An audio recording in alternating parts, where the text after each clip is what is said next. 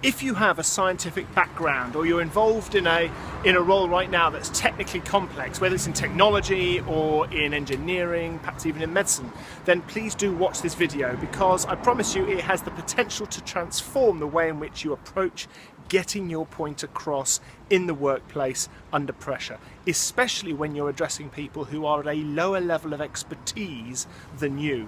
I say that partly tongue-in-cheek, but also I mean it seriously too. You can see no prizes for guessing where I am right now with this sign in the background. I've just completed a day with some fabulous engineers here in Cambridge, and I come here regularly and it's always a great experience. But here's the reason why.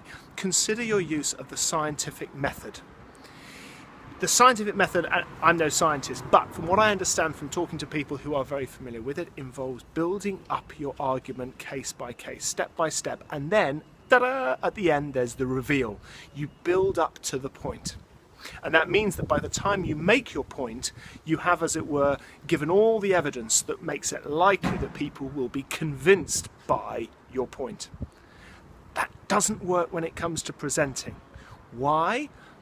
Because it's more important for you to be clear up front before you start to convince people.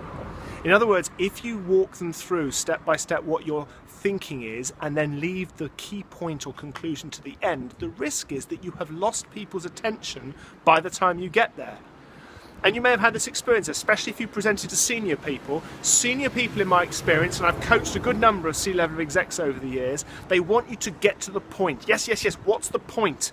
If I gave you 15 seconds, what would you say? Just get to the point so that they can grasp clearly and early what it is that you're talking about, because time is precious and all that.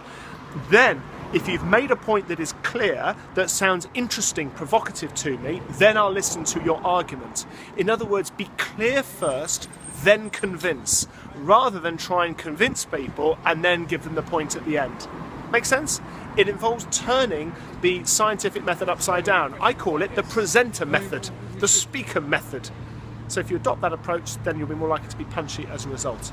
This is Simon Bucknell, and if you're watching this anywhere other than simonbucknell.com, then check out my website, my digital home online.